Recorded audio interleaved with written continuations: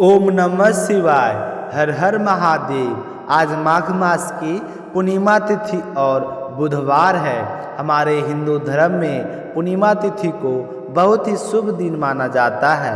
हर महीने का समापन और शुभारंभ पूर्णिमा तिथि का ही होता है, लेकिन माघ के महीने में पूर्णिमा तिथि का बहुत ही खास महत्व माना गया है। इस पूर्णिमा को माघी पूर्णिमा के नाम से जाना जाता है। इस दिन गंगा स्नान, दान पुण्य, भगवान विष्णु, माता लक्ष्मी, चंद्रदेव, शिव, गौरी, गणेश की आराधना करने का विधान है। धार्मिक मान्यताओं के अनुसार इस दिन पूजा अर्चना और दान पुण्य करने से जीवन में सुख समृद्धि और खुशहाली आती है। वही अब की बार महाकुंभ के दौरान पूर्णिमा तिथि का महत्व और भी अधिक बढ़ गया है।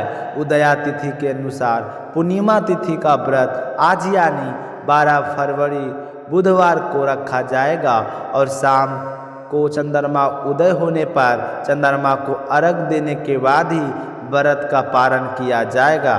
तो शाम को चंद्रमा उदय होने का सही समय 6:32 पर माघी पूर्णिमा माघ मास का अंतिम दिन होता है और इसी दिन से फागुन माह का शुरुआत हो जाती है। तो माघी पूर्णिमा पर व्रत कथा रखकर श्री सत्यनारायण भगवान की कथा और माघी पूर्णिमा की कथा सुननी चाहिए। ऐसा माना जाता है कि इस दिन गंगा स्नान और दान करने से व्यक्ति को जीवन के समस्त पापों से छुटकारा मिलता है और साथ ही इस दिन हनुमान जी बाबा की पूजा आराधना भी की जाती है। मान्यता है कि अनुसार इस दिन सभी देवी देवता गंगा में स्नान करने के लिए धरती पर आते हैं, इसलिए माघ पूर्णिमा को बहुत ही पवित्र और अत्यंत प्रभावशाली माना जाता है। इस दिन सच्चे मन से पूजा पाठ करने और पवित्र नदियों में स्नान करने से सूर्य और चंद्रमा के दोषों से मुक्ति मिलती है। ब्रह्म विवर्त पुराण में बताया गया है कि इस दिन भगवान श्री हरि विष्णु गंगा जल में निवास करते हैं, इसलिए इस दिन गंगा स्नान को बहुत ही शुभ माना जाता है। शास्त्रों के मुताबिक माघ पूर्णिमा के दिन ही भगवान विष्णु ने मत्स्य अवतार लिया था, इसलिए इस दिन गंगा जल में स्नान करने से मोक्ष की प्राप्ति होती है। अगर इस दिन गंगा जी जाकर स्नान करना संभव नहीं है तो घर पर ही स्नान करने के पानी में थोड़ा सा गंगा जल मिलाकर स्नान करना चाहिए। मन में अगर सच्ची श्रद्धा हो तो भगवान उसी स्नान से प्रसन्न होते हैं और हमारी सारे पाप ताप धो बहा देते हैं। तो आप सभी की मंगल कामना के साथ शुरू करते हैं आज की कथा। बोलिए गणेश जी महाराज की जय हो। एक समय की बात है, एक गांव में एक भाई बहन रहा करते थे। बहन का नियम था कि वह रोजाना अपने भाई के दर्शन करके उसी के बाद भोजन करती थी। तो इसी तरह दोनों भाई बहन बड़े हो गए और उनकी शादी कर दी गई। बहन अपनी ससुराल चली गई। अब वहाँ भी जल्दी जल्दी घर का काम खत्म करती और फिर अपना भाई का मुख देखने के लिए अपने मायके चली आती। अपने भाई से मिलने के बाद ही घर जाकर भोजन करती। तो एक दिन रास्ते में एक पीपल का पेड़ के नीचे गणेश जी का मूर्ति रखी थी। उसने भगवान के सामने हाथ जोड़कर कहा कि हे गणेश जी भगवान, मेरे जैसा अमर सुहाग दे और मेरा जैसा अमर पीहर सबको दीजिए। यह कहकर वह अपने मायके चली गई। अब उसका रोजाना का नियम था, वह तो मिनट गणेश जी का भगवान की मूर्ति के आगे रुकती, वही बात कहती और फिर अपने भाई से मिलने के लिए चली जाती। एक दिन उसके पैरों में जंगल की झाड़ियाँ के कांटों चुभ गई। जैसे वो अपने भाई के घर पहुंची तो और भाई का मुख देखकर बैठ गई। तब भाभी ने पूछा कि ननद भाई साहब, आपका पैरों में क्या हो गया है?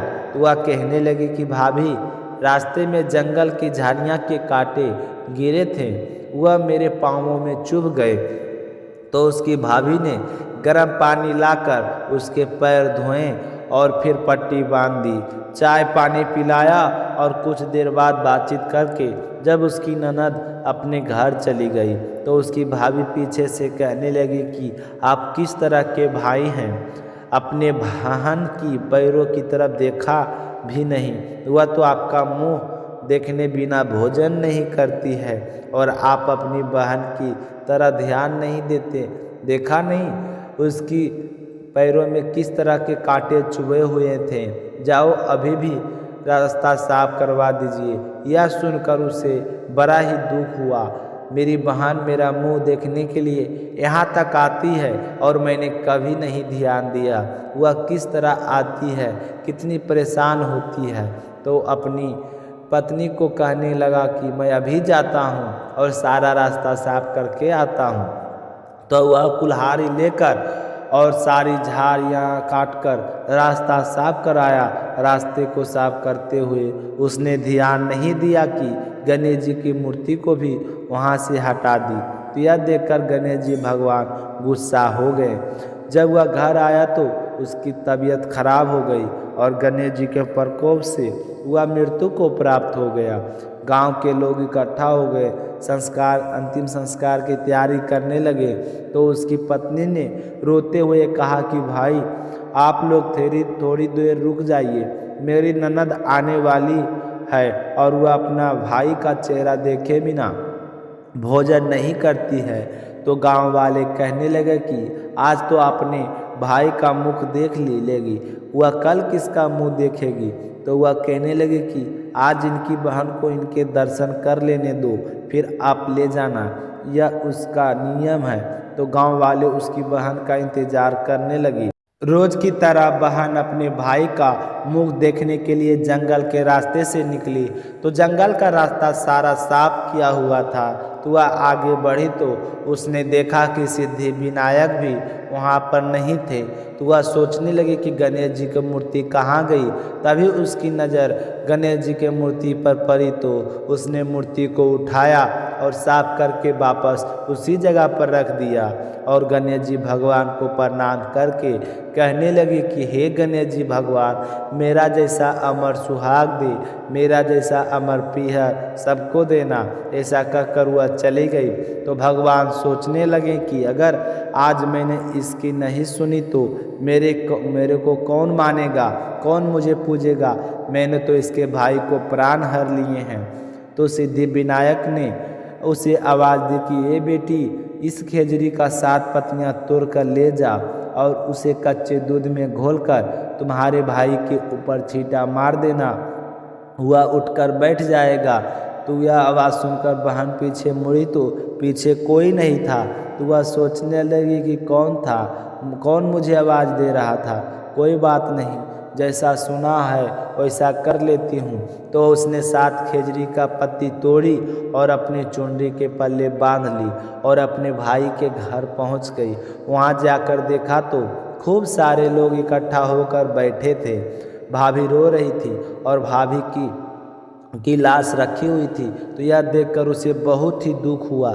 फिर उसे पत्तियों वाली बात याद आई। तो जैसे उसने सुना था उसी तरह उसने दूध में उन पत्तियों को घोलकर अपने भाई के ऊपर छींटा दिया। तो उसका भाई तो उठकर बैठ गया और कहने लगा कि बहन, आज तो मुझे बहुत गहरी नींद आई थी। तो अपने भाई की बात सुनकर उसकी बहन कहने लगी कि भैया, ऐसी गहरी नींद तो किसी दुश्मन को भी ना आई। यह कहते हुए उसने सारी बात अपने भाई को बता दी। तो यह सुनकर उसका भैया और भाभी बहुत ही खुश हुए और गांव वाले वह भी यह जानकर बड़ी ही हैरानी हुई। सारे लोग कहने लगे कि भाई बहन का सच्चा प्यार है जो उसने अपने भाई का मौत का मुंह से वापस निकाल लिया है। और सारे गणेश जी भगवान का जय जयकार लगाने लगे। हे गणेश जी भगवान, जैसा आपने उस लड़की के भाई की रक्षा की वैसा हम सभी भाई बहनों की रक्षा करना और उनका अमर पीहर और अमर सुहाग बनाए रखना। जो भी आपकी इस कथा को श्रद्धा भाव से सुने उसकी सारी मनोकामनाएं पूर्ण करना। बोलिए गणेश जी भगवान की जय हो। तो प्रेम से कहिए श्री हरि विष्णु भगवान के अनंत स्वरूपों की जय हो। भगवत कथा की जय हो। अब सुनते हैं लप्सी और तपसी की कहानी। बोलिए लप्सी तपसी की जय हो। बहुत पुराने समय की बात है। एक गांव में एक ब्राह्मण परिवार रहा करता था। उसमें पति पत्नी के अलावा उनके 2 बच्चे थे। एक बेटा था और एक बेटी थी। ब्राह्मण दंपति बहुत ही सरल स्वभाव के थे। समय मिलने पर प्रभु का स्मरण किया करते थे। उनकी बेटी बहुत ही संस्कारी और सुशील थी, लेकिन उनका बेटा अलग किस्म निकम्मा था। वह कोई काम धंधा नहीं करता था, ना ही कभी वह अपने माँ बाप का कहना मानता था। समय के साथ दोनों भाई बहन बड़े हो गए। बहन की शादी कर दी गई, पर भाई का वही हाल था। उसके माँ बाप ने उसे समझाया कि बेटा, अब हम बूढ़ा हो गए हैं, तुम कोई काम किया करो, लेकिन उस पर उनकी बातों का कोई असर नहीं होता था। तो एक दिन ब्राह्मणी अपने पति से कहने लगी कि स्वामी, आप बिल्कुल काम छोड़ दीजिए। जब घर में कुछ भी नहीं होगा तो वह अपनी जिम्मेदारी समझेगा और घर का काम पर लग जाएगा।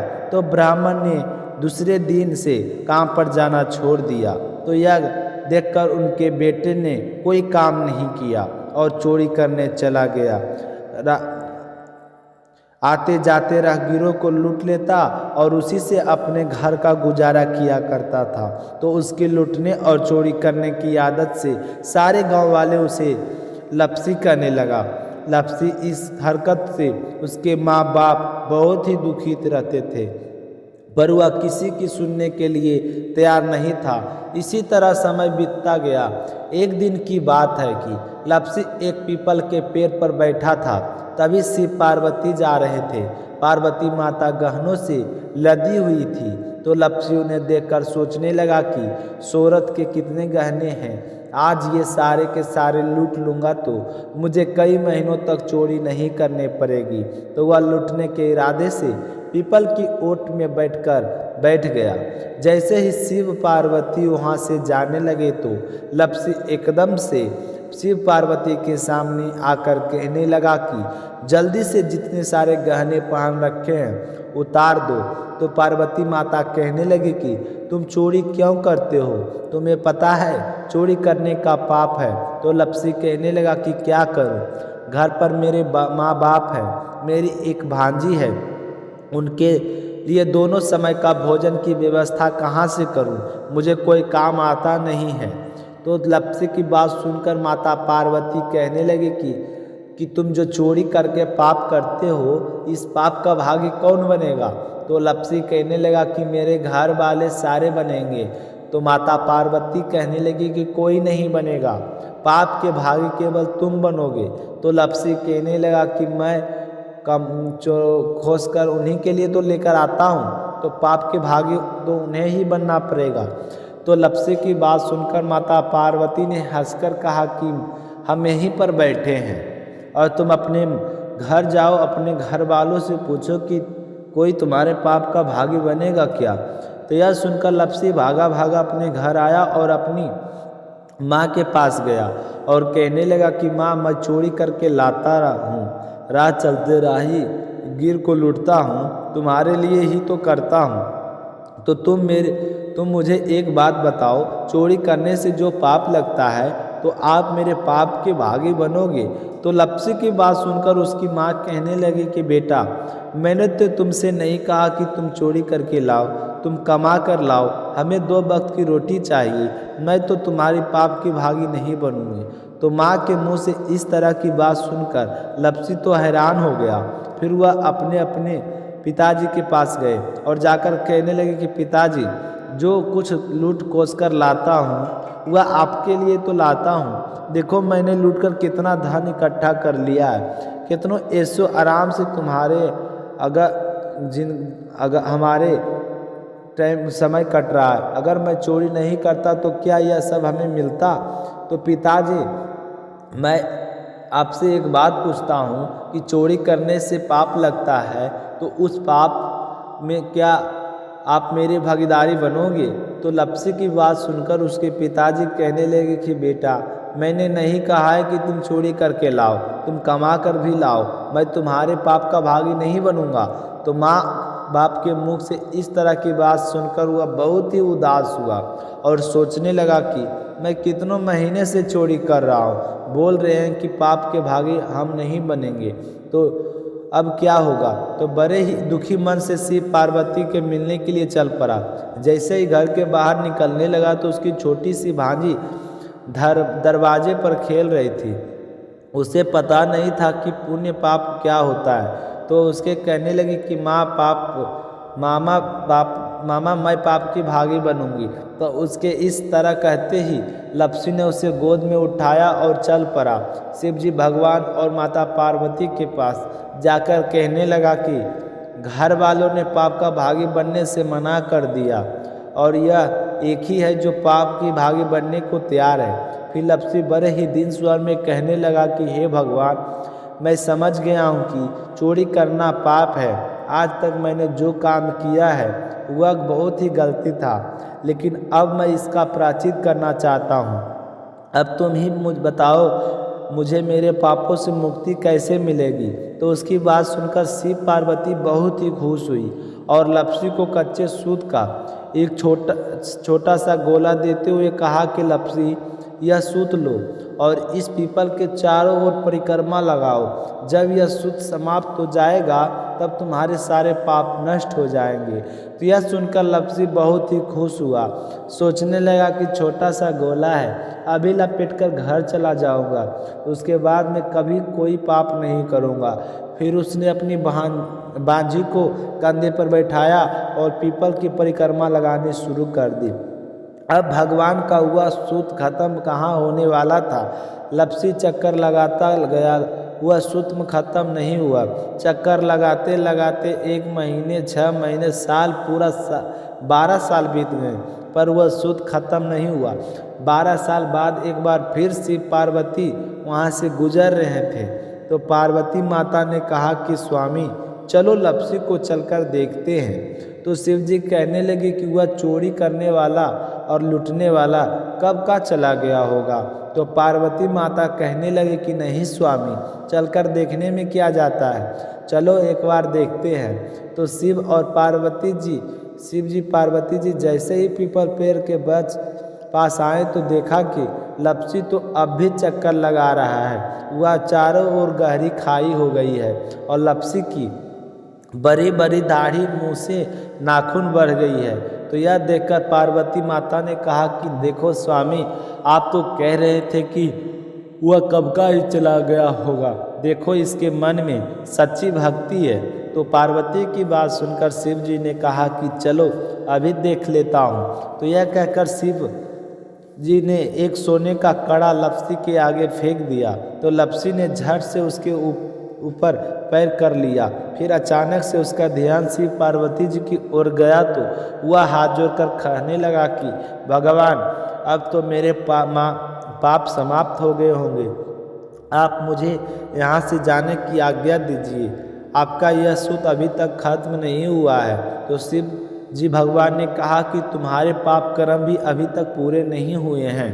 तो शिव जी की बात सुनकर लप्सी कहने लगा कि भगवान, मुझे पूरे 12 वर्ष हो गए हैं आपकी भक्ति करते करते, और अब आप मुझ पर शक कर रहे हैं। तो शिव जी ने कहा कि अपना पैर उठाओ। तो जैसे ही लप्सी ने अपना पैर उठाया तो उसके पैर के नीचे सोने का कड़ा था। तो यह देखकर लप्सी शर्मिंदा हो गया और कहने लगा कि प्रभु, गलती हो गई है, मुझे माफ़ करो, आगे से मैं ऐसी गलती कभी नहीं करूँगा। तो शिव जी कहने लगे कि नहीं लप्सी, तुम्हारा पाप ऐसे पूरा नहीं हो सकता है, अब तुम्हें 12 वर्ष तक और इसी तरह परिक्रमा करनी होगी, उसी के बाद तुम्हारे पाप समाप्त होंगे। यह कहकर शिव पार्वती वहाँ से चली गई और वहाँ फिर से पीपल के पेड़ की परिक्रमा करता रहा। करते करते 12 साल बीत गए। 12 साल बाद में शिव पार्वती जी वहाँ पर फिर आए तो उन्होंने देखा कि आज भी वहीं पर चक्कर लगा रहा है। तो शिव जी ने फिर उसके सामने सोने की अंगूठी फेंकी, पर उसने कोई ध्यान नहीं दिया।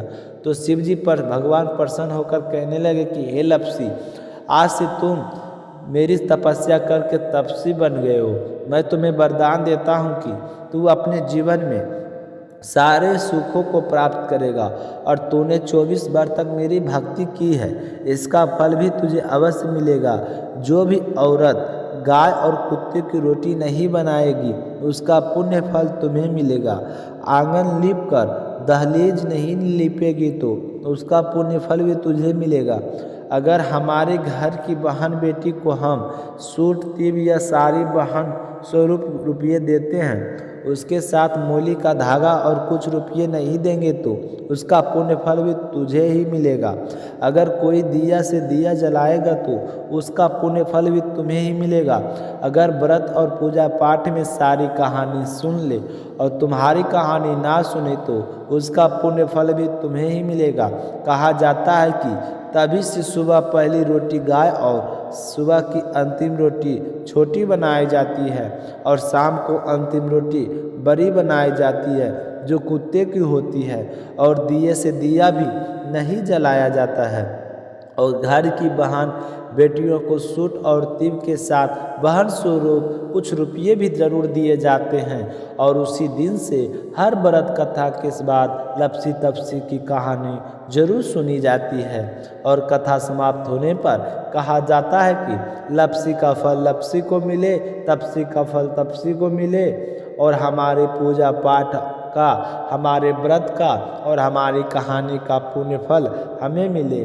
बोलिए लपसी तपसी की जय हो। तो आज की कथा आप सभी को सुनकर कैसा लगा कमेंट करके ज़रूर बताइएगा। मिलते हैं नेक्स्ट वीडियो में, तब तक अपना ख्याल ज़रूर रखिएगा। जय श्री कृष्णा, राधे राधे।